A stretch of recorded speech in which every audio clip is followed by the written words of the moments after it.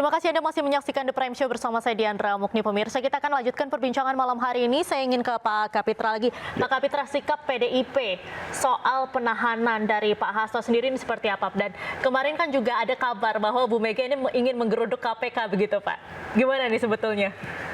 Sikap PDI jelas bahwa penahanan ini bukan masalah hukum, tapi ada masalah intervensi politik dan politisasi, ya kriminalisasi terjadilah.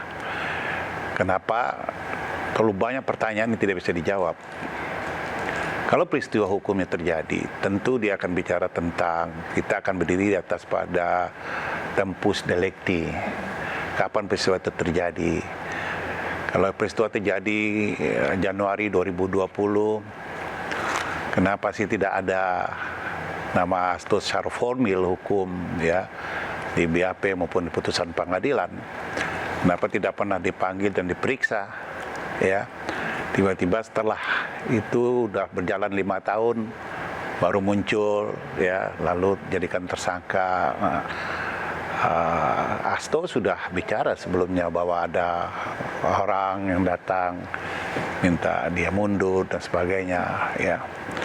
Artinya jelas bahwa ini saya melihat ada konstitusional capture ya, yang mana institusi itu tidak lagi independen menegakkan hukum. Jadi menurut Bapak PDIP, ya. Menurut PDIP KPK ini tebang pilih begitu Pak? Bukan, institusional capture itu penegak hukum, institusi penegak hukum ini tidak independen menegakkan hukum. Mereka justru mencari lawan-lawan politik ya, kelompok oposisi untuk menjadi target penegakan hukum. Itu sebenarnya yang terjadi, dan ada regulatory capture ya di situ, bahwa undang-undang ya dibuat untuk ngebuk oposisi atau untuk kepentingan elit dan orang-orang yang mengendalikan elit politik. Kita tidak mau institusi penegak hukum itu berdiri di atas itu. Hukum itu kan black or white ya, hitam putih aja. Kalau emang seorang bersalah dan terdapat cukup bukti, ya harus dipercepatkan gitu. Jangan summa justitio summa inovia ya. Keadilan tinggi terletak pada ketidakadilan ya. Karena kita tahu, semua orang tahu, ketika sekarang itu menjadi suatu penindakan hukum, lalu banyak orang bertanya, kemarin-kemarin tidur di mana penegak hukumnya? Apalagi bahwa nuansa-nuansa politik dominan ya.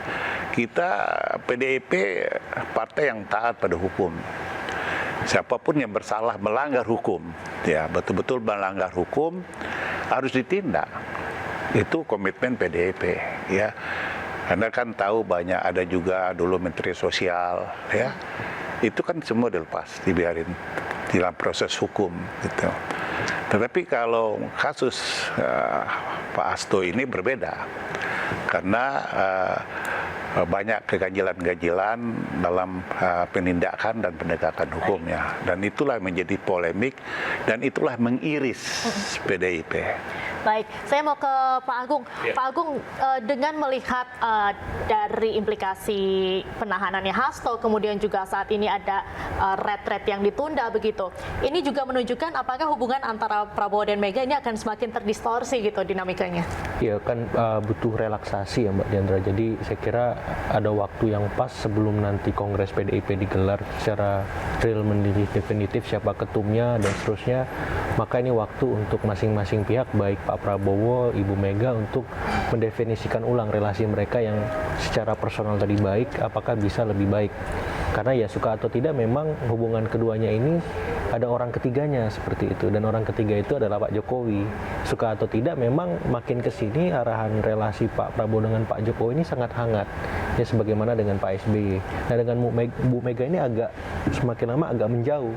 Nah ini bagaimana supaya relasi ini kembali seimbang, proporsional, sehingga balancing of power itu terjadi. Nah, saya melihat butuh waktu itu memang tergantung lagi dan lagi Ibu Mega di sini. Karena kalau Pak Prabowo kan sebenarnya dalam posisi standby kan, dia punya arahan untuk memastikan komunikasi dengan presiden manapun terjadi karena ya dia pengen dikenal sebagai misalkan tokoh yang bisa mempersatukan semua sebagaimana selama ini dia melakukan itu di elit-elit politik kita. Nah, kalau misi ini tidak tercapai, ini kan juga jadi PR bagi Pak Prabowo sendiri. Jadi relasi kemudian kebutuhannya ini sebenarnya sama-sama saling, tapi akan lebih berat di Ibu Mega karena biar bagaimanapun karena PDIP berada di seberang, mau nggak mau ya suka atau tidak susah untuk tidak mengatakan PDIP butuh semacam political protection, legal protection, dan proteksi-proteksi lain yang itu bisa memastikan PDIP ini survive mengarungi periode 2025 sampai 2029 nanti seperti itu. Baik. Kalau kita lihat dari peta politiknya sendiri, Mas Agung, Ya. Pak Prabowo ini perlu tidak merangkul PDIP karena mengingat juga partai Gerindra atau partai Ya. Pak Prabowo ini kan juga sudah kuat gitu di parlemen. Iya, saya kira kebutuhan Pak Prabowo untuk merangkul sebenarnya tidak mendesak ya. Sebenarnya yang lebih mendesak itu bagaimana bisa berkomunikasi dengan Ibu Mega. Karena saat ini pemerintahan sudah menguasai mayoritas, bahkan sangat hegemonik di parlemen. Semuanya terkondisikan, bahkan secara nggak langsung juga banyak kader-kader kultural PDIP itu ada di kabinet. Kita sebut ada satu Menko, satu Menq misalkan seperti itu. Jadi sebenarnya PDIP di dalam tanda petik, tapi di luar.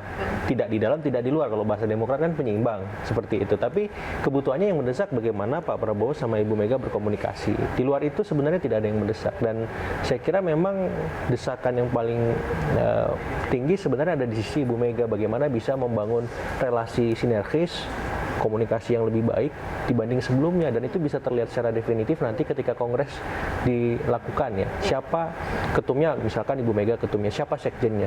Sekjen ini berpengaruh karena bisa merepresentasikan wajah PDIP, apakah memang berdiri sebagai mitra kritis atau mitra strategis atau kedua-duanya gitu. Nah, kalau sekjennya memang seperti dalam tanda petik penyerang juga, nah berarti ini mitra kritis. Tapi kalau sekjennya back atau libero, berarti ya tergantung situasi, bisa bertahan, bisa juga menyerang, tergantung kondisi politik kita. Jadi saya memang akan menunggu sekali bagaimana Kongres nanti ke depan struktur DPP PDIP selain Ibu Ketum yang kemungkinan akan terpilih lagi seperti itu. Baik, kalau pendapat dari Mas Ferry gimana? Tadi soal kebutuhan kan ya. Tapi kita belum bicara soal kebutuhan konstitusional kita dalam bernegara. Kebutuhan konstitusional kita bernegara adalah adanya oposisi. Dan keberadaan PDIP sebagai oposan, ya sudahlah, udah tanggung juga, sudah ada yang dikorbankan, udah dikerjain oleh berbagai pihak, siapapun itu begitu ya. Dan kalau dilihat ya, cara-cara dan motif mengerjain lawan seperti ini kan sudah berlangsung di eranya Pak Presiden Joko Widodo ya. Pak Joko Widodo di kasus Demokrat, di kasus berbagai partai, di kasus Nasdem begitu ya. Politik menyandera lawan ini yang kemudian menurut saya sudah terlanjur dilakukan oleh Presiden Jokowi. Dan sekarang dengan menggunakan tangan pemerintahan yang ada saat ini, yang jumlah menterinya banyak menteri Pak Joko Widodo gitu ya, upaya untuk menyerang PDIP itu terjadi, dilakukan. Jadi daripada dikerjain begini dan dilema timbul oleh PDIP, PDIP harus menyatakan diri, kami masuk oposisi dan bersama rakyat menjadi bagian untuk menjaga proses pemerintahan kali ini. Nah, suasana ini yang saya katakan disebut dilema. Mau jadi oposisi, ternyata presidennya teman gitu ya. Walaupun diketahui di keliling presiden ini banyak sekali upaya-upaya tangan-tangan tidak tampak yang mencoba mempengaruhi langkah presiden terhadap partai PDIP. Jadi bagi saya kebutuhan konstitusional PDIP hadir sebagai oposisi sejati, tidak lagi ragu. Pak Prabowo juga harusnya kalau betul-betul teman ya, harusnya ditolong dong PDIP-nya kan ya. Ini malah dikorbankan dengan diam. Siapa sebenarnya presiden kita?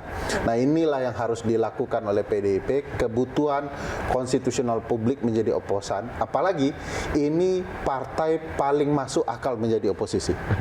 Oke. Ya. Nah, gimana nih Pak Fitra? Untuk jadi oposisi sejati PDIP, gimana Pak tanggapannya? PDIP itu mengenal hanya berada di dalam pemerintahan atau di luar pemerintahan. Sikap itu kan di zaman PSBY jelas. di luar pemerintahan. Dan hari ini juga di luar pemerintahan bukan sesuatu yang haram secara konstitusi.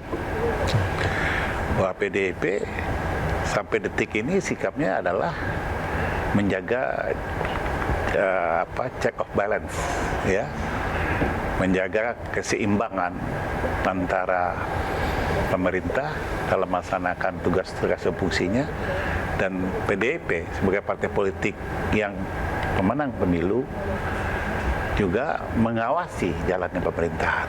Dan sampai hari ini, bahwa mungkin tidak secara eksplisit PDIP mengatakan kami oposisi, tetapi bahwa PDIP berada di luar pemerintahan itu juga bagian dari amanah konstitusi dan dilindungi oleh konstitusi. Tapi bukanlah itu sebuah indikator terjadinya suatu permusuhan. Kan tidak boleh kita melihat begitu, bahwa kalau kita di luar kita tetap bersahabat karena kita membangun bangsa ini bersama-sama dengan fungsi yang berbeda, tapi dengan tujuan yang sama. Jadi apapun yang dipilih oleh PDIP, bahwa antara ikatan emosional, ikatan personal dan hubungan baik Ketua Umum dengan Pak Prabowo itu tetap terjaga. Baik, tetap kita baik. tahan sebentar Pak Pitra. The Prime Show masih akan kembali usai jeda, tetaplah bersama kami.